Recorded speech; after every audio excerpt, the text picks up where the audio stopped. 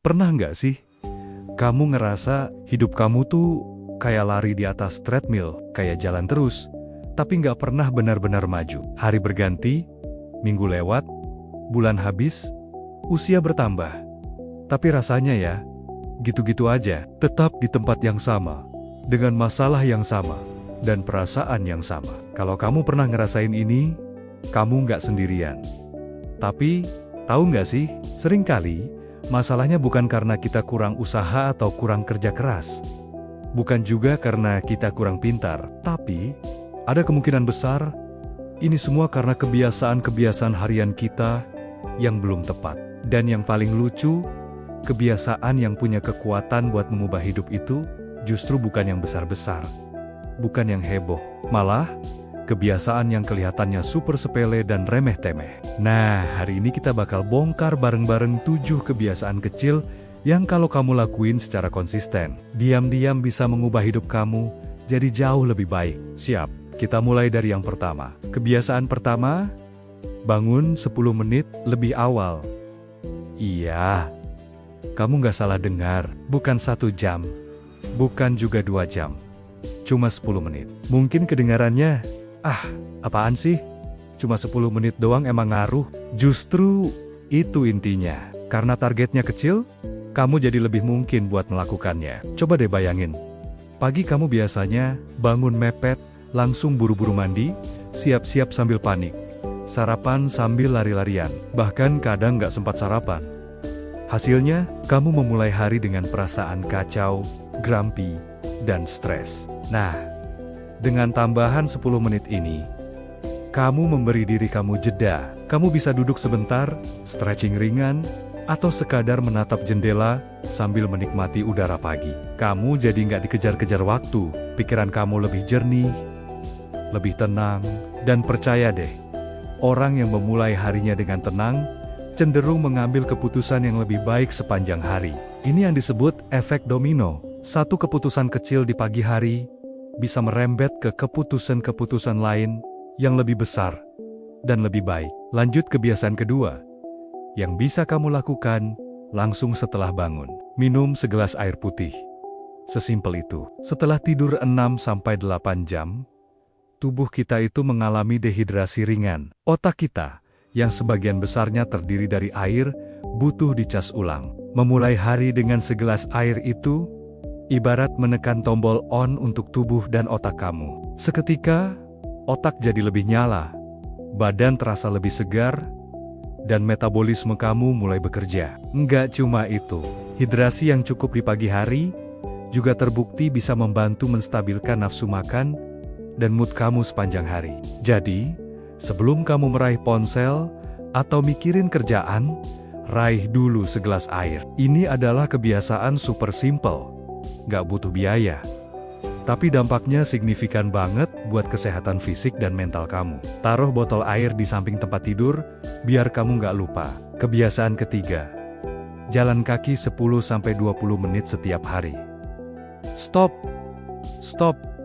jangan langsung mikir, aduh, malas olahraga. Ini bukan soal olahraga berat yang bikin keringetan sampai basah kuyup. Ini cuma soal bergerak. Di zaman serba digital ini, banyak dari kita yang menghabiskan sebagian besar waktu buat duduk di depan laptop, duduk di mobil atau motor, duduk sambil nonton. Padahal, tubuh kita ini didesain untuk bergerak. Tubuh yang jarang bergerak itu cenderung bikin mood jadi gelap, pikiran jadi males, dan energi cepat banget habis. Aneh kan? Harusnya kalau diam, energi hemat. Tapi nyatanya, semakin kita diam, semakin kita lemas. Nah, dengan jalan kaki sebentar setiap hari, kamu seolah memompa energi baru ke dalam tubuh. Sirkulasi darah jadi lancar, oksigen ke otak meningkat, dan tubuh melepaskan hormon endorfin yang bikin kita merasa lebih bahagia dan bersemangat. Nggak perlu cari waktu khusus. Kamu bisa jalan kaki pas istirahat makan siang, pas pulang kerja, atau sekadar keliling kompleks di sore hari. Gerak sama dengan energi naik. Ingat itu. Sekarang, kita masuk ke kebiasaan keempat, yang fokusnya ke mental kita. Setiap hari, sebelum tidur, coba deh tulis 3 hal yang kamu syukuri hari ini. Tunggu dulu. Ini bukan soal positive vibes toxic yang menyuruh kita buat bahagia terus dan mengabaikan masalah. Bukan. Ini adalah latihan untuk otak kita. Otak kita secara alami cenderung lebih fokus pada hal-hal negatif. Pada masalah, pada apa yang kurang. Ini mekanisme bertahan hidup dari zaman dulu. Nah, dengan sengaja menulis hal-hal yang kita syukuri, kita melatih otak kita untuk melihat sisi lain dari koin. Untuk mencari hal baik di tengah hari yang mungkin berat. Nggak perlu hal besar. Bersyukur hari ini makan siangnya enak. Bersyukur tadi di jalan nggak macet parah. Bersyukur bisa ngobrol sama teman. Hal-hal kecil ini, kalau kita perhatikan, ternyata banyak banget. Hasil dari latihan ini, mental kamu jadi lebih kuat. Nggak gampang jatuh saat menghadapi masalah. Hati jadi lebih tenang, dan hidup terasa lebih cukup. Kamu jadi sadar bahwa di tengah semua kekacauan, selalu ada hal baik yang bisa ditemukan. Kebiasaan kelima. Ini penting banget buat generasi kita. Batasi screen time sebelum tidur. Jujur deh, siapa di sini yang ritual sebelum tidurnya adalah scrolling TikTok, Instagram, atau YouTube sampai mata capek sendiri? Kebiasaan ini kelihatannya sepele, tapi dampaknya bahaya. Cahaya biru dari layar ponsel kita itu mengirim sinyal ke otak bahwa ini masih siang hari. Akibatnya, produksi hormon melatonin, hormon yang bikin kita ngantuk, jadi terhambat. Otak kamu tetap aktif memproses informasi dari konten yang kamu lihat.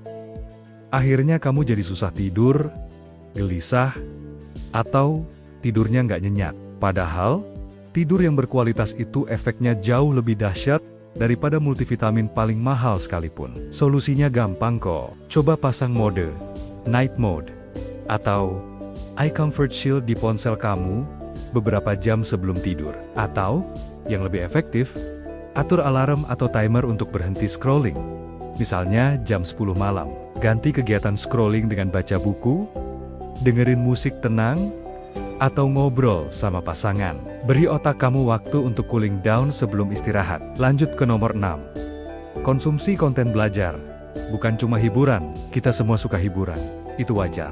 Nonton film, dengerin lagu, lihat video lucu, itu semua perlu buat melepas penat. Tapi, coba deh, sisihkan sedikit porsi konsumsi konten kamu untuk sesuatu yang menambah wawasan. Misalnya, saat di jalan, ganti playlist lagu kamu dengan podcast tentang self-growth atau pengembangan karier. Saat lagi santai, ganti nonton gosip dengan video edukasi di YouTube yang sesuai minat kamu.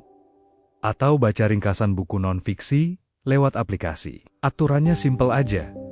Coba ganti 5 menit waktu hiburan kamu dengan 5 menit waktu belajar. Cuma 5 menit sehari. Mungkin gak terasa sekarang, tapi efek jangka panjangnya besar banget. Pengetahuan kamu bertambah, wawasan kamu lebih luas, dan kamu jadi punya bahan bakar baru untuk mengembangkan diri. Ini adalah investasi leher ke atas yang paling murah dan paling mudah dilakukan. Dan yang terakhir, kebiasaan ketujuh, buat goal atau target kecil harian. Seringkali kita merasa stuck karena kita memasang target yang terlalu besar. Tahun ini harus punya rumah, bulan ini harus turun 10 kilo. Target besar itu bagus untuk motivasi jangka panjang.